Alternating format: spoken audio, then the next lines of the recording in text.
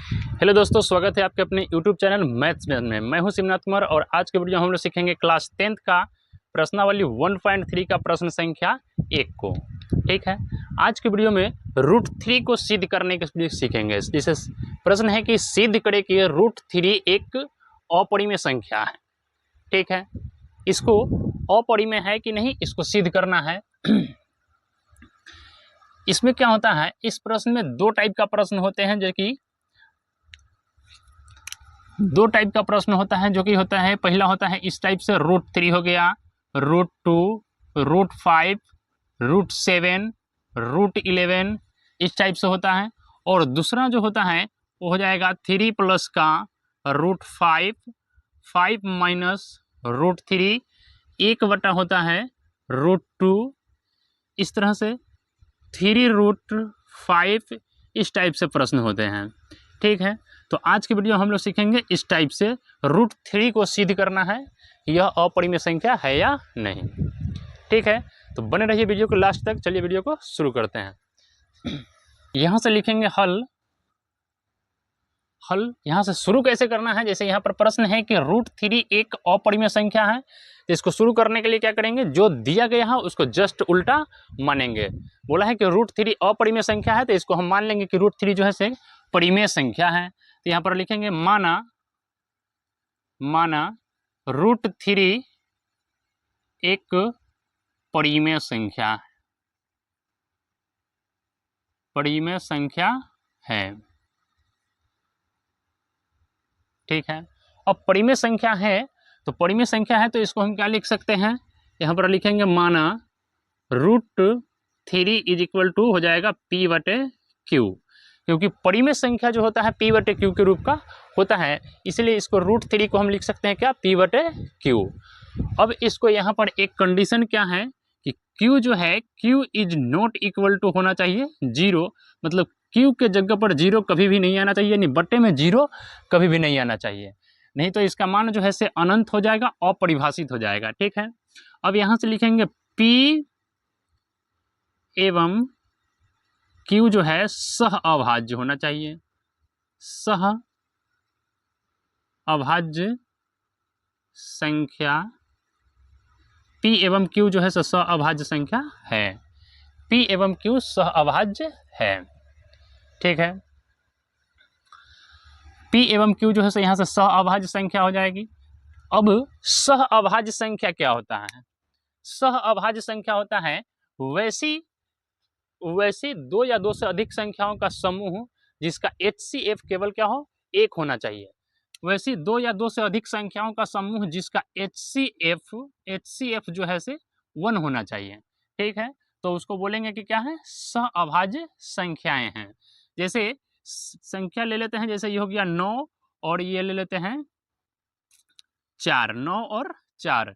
जैसे 9 का गुणनखंड करेंगे तो इसको लिख सकते हैं 3 × 3, 4 का गुणनखंड करेंगे तो इसको लिख सकते हैं क्या, 2 × 2।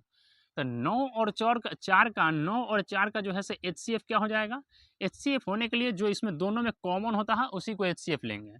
तो 9 और 4 में गुणनखंड में HCF इसका कॉमन कुछ भी नहीं आ रहा है, मतलब एक जो है से इस दोनों में होगा, यानी इन 9 और 4 का जो HCF हो जाएगा, HCF इसका क्या हो जाएगा, 1 हो जाएगा, क्योंकि 1 जो है हर संख्या के गुना में रहता है। ठीक है, तो यहाँ से दोनों में 1 जो है से कॉमन दिख रहा है, तो इसका HCF 1 हो जाएगा। इसका मतलब यह है कि 9 और 4 जो है से क्या है, सह अभाज्य संख्या है। ठीक है,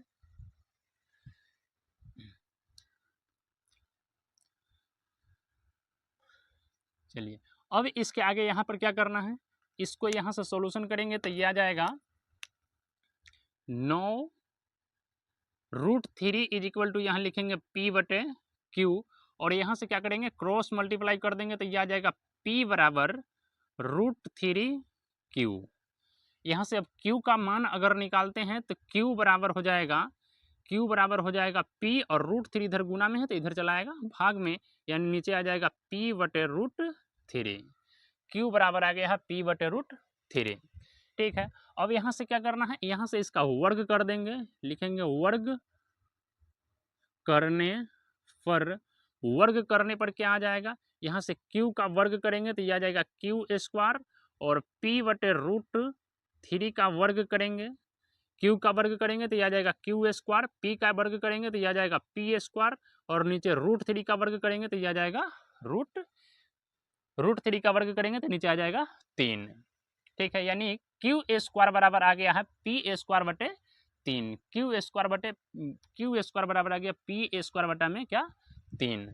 ठीक है, यहाँ से क्यू स्क्वायर का मान जो है से आ गया है, इसको मान देंगे समीकरण, इसको मानेंगे समीकरण 1, ये समीकरण 1 हो जाएगा, ये आ गया समीकरण 1। ठीक है, अब यहाँ से क्या करना है, देखिए यहाँ से क्या करेंगे, यहाँ से कुछ बात को लिखना पड़ेगा। जैसे यहाँ लिखेंगे कि पी स्क्वायर बटा 3 जो है से क्या है, पूर्णांक है, पी स्क्वायर बटे 3 एक पूर्णांक है। ठीक है, अब क्या लिखेंगे कि पी स्क्वायर जो है से 3 से भाज्य है, पी स्क्वायर 3 से भाज्य है, इसीलिए जब पी स्क्वायर 3 से भाज्य है तो क्या होगा, पी भी जो है 3 से भाज्य होगा, पी भी 3 से भाज्य है।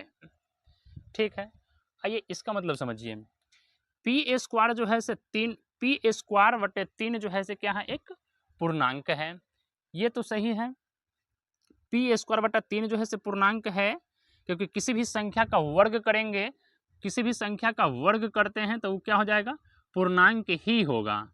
किसी भी संख्या का वर्ग, मान लीजिए 3 का वर्ग करेंगे तो क्या आ जाएगा 9, अगर नीचे 2 है तो ये भी क्या आ जाएगा, पूर्णांक होगा। अपरिमेय संख्या क्या होता है, जो पूर्णांक होता है। ठीक है, अब यहाँ लिखे कि पी स्क्वायर जो है 3 से भाज्य है, पी स्क्वायर 3 से भाज्य है। जैसे किसी संख्या का वर्ग जो है किसी संख्या से अगर भाज्य है तो उस संख्या भी 3 से क्या होना चाहिए, भाज्य होना चाहिए। मान लेते हैं कि पी स्क्वायर 3 से भाज्य है, यानी यहाँ लिखेंगे कि पी स्क्वायर क्या है, पी स्क्वायर मान लेते हैं कि क्या है, पी का मान 6 है, 6 का अगर वर्ग करेंगे तो 3 से यह भाज्य है, 6 का वर्ग अगर 2 से भाज्य है तो ये 6 भी 2 से भाज्य होना चाहिए, यानी 6 का वर्ग करेंगे तो ये आ जाएगा 36, फिर 2 से अगर इसमें भाग लगाते हैं तो ये कट रहा है, यानी आ जाएगा कितना 18 बार में। इसका मतलब इसका वर्ग अगर ये 2 से भाज्य है तो ये 6 भी 2 से भाज्य होना चाहिए, यानी 6 में अगर 2 से भाग देंगे तो ये भी भाज्य है। ठीक है, यानी कहने का मतलब यह है कि पी स्क्वायर अगर किसी संख्या से भाज्य है तो उस संख्या भी इस संख्या से भाज्य होना चाहिए। ठीक है, इसलिए यहाँ पर लिखें कि पी स्क्वायर अगर 3 से भाज्य है तो पी भी 3 से भाज्य होगा। मतलब संख्या का स्क्वायर अगर इस संख्या से भाग लग रहा है तो इस संख्या भी इसी संख्या से भाज्य होना चाहिए। ठीक है,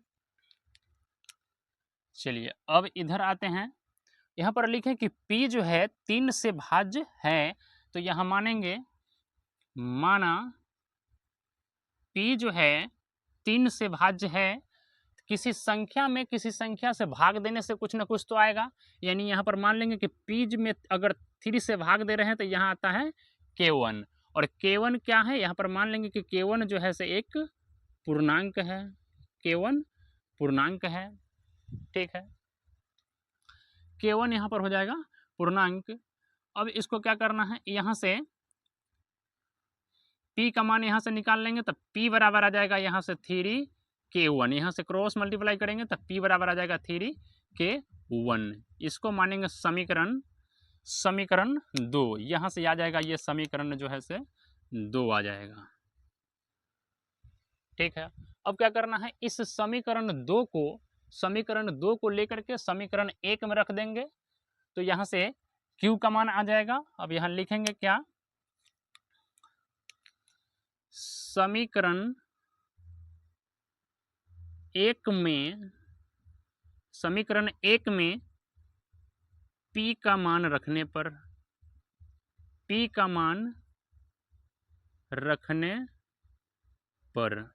समीकरण 1 में p का मान अगर रखेंगे तो ये आ जाएगा क्यू स्क्वायर बराबर में है पी स्क्वायर बटे में 3, ये आ जाएगा क्यू स्क्वायर, p के जगह पर रखेंगे मान तो ये आ जाएगा क्या 3k1 का स्क्वायर और नीचे में है 3, यानी आ जाएगा क्यू स्क्वायर बराबर 3 का स्क्वायर करेंगे तो 9k1 का स्क्वायर नीचे में 3, और इससे ये से काटेंगे तो ये आ जाएगा क्यू स्क्वायर बराबर 3k1 का स्क्वायर और नीचे में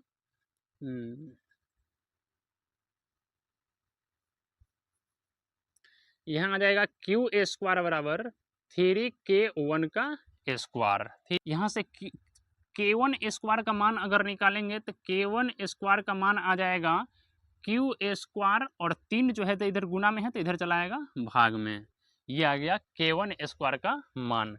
इसको मान देंगे समीकरण 3, ये आ जाएगा समीकरण 3,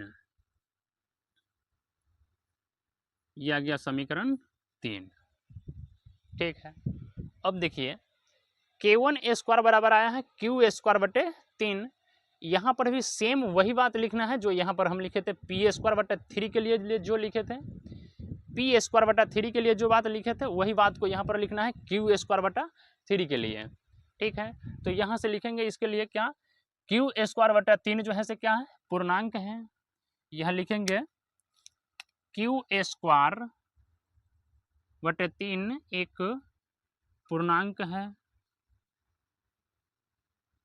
ठीक है, क्यू स्क्वायर जो है 3 से भाज्य है, यहाँ लिखेंगे क्यू स्क्वायर 3 से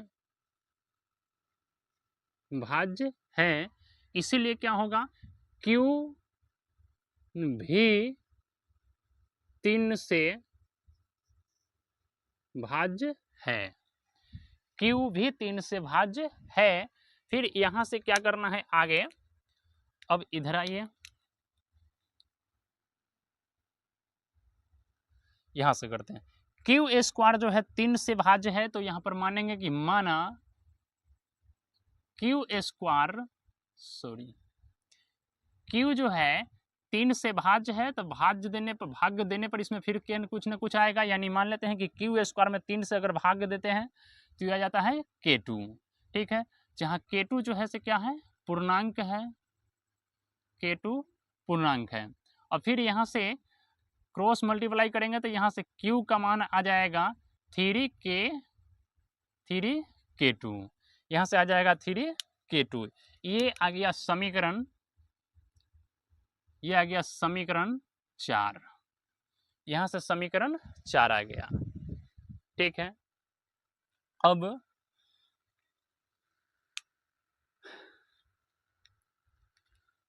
देखिए समीकरण 2 में क्या आया था p बराबर 3k1, समीकरण 2 में आया p बराबर 3 इंटू k1, और यहाँ q का मान आ गया है 3 इंटू में क्या k2। देखिए p का मान आ गया 3 इंटू k1, q का मान 3 इंटू k2। इससे यह स्पष्ट हो रहा है कि देखिए यहाँ पर HCF, यहाँ पर हम माने थे कि p एवं q जो है सह अभाज्य संख्याएं हैं, और सह अभाज्य संख्या क्या होता है वैसी संख्या जिसका HCF 1 होना चाहिए, जबकि यहाँ पर p एवं q का HCF क्या हो रहा है, p एवं q का HCF जो है से यहाँ पर हो गया 3। HCF वही होता है जो दोनों में कॉमन हो, तो दोनों में 3 जो है से क्या है कॉमन है, यानी p एवं q का HCF यहाँ पर क्या हो जाएगा 3 हो जाएगा।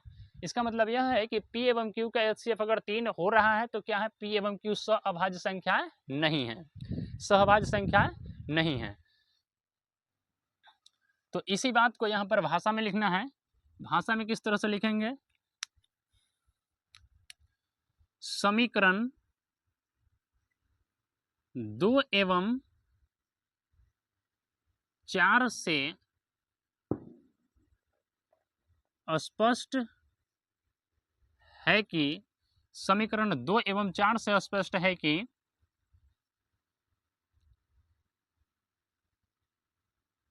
p एवं q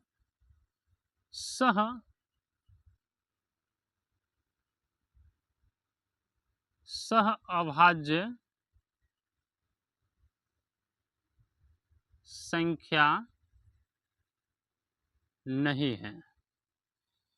P एवं Q सहअभाज्य संख्याएं नहीं है। इससे स्पष्ट हो रहा है।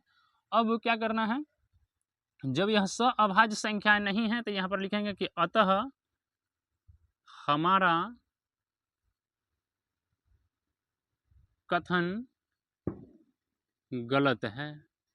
हमने जो पहले माना था वो गलत हो गया। यहाँ पर हमने माना था कि HCF इसका क्या आना चाहिए, 1 आना चाहिए, जबकि HCF क्या आ गया, यहाँ पर दोनों का 3 आ गया है। इसलिए हम यहाँ पर लिखे कि हमारा कथन जो है से गलत है। हमने जो पहले माना वो क्या है, गलत है। गलत है तो यहाँ पर लिखेंगे कि अतः √3 एक क्या है, अपरिमेय संख्या है। अपरिमेय संख्या है। ठीक है, तो उम्मीद है यहाँ तक समझ में आया होगा। ठीक है, अगर ये समझ में आया है, वीडियो अच्छा लगा तो वीडियो को लाइक कीजिए, शेयर कीजिए, और चैनल पर नए हैं तो चैनल को सब्सक्राइब कीजिए। मिलते हैं फिर अगले वीडियो में, तब तक के लिए बाय।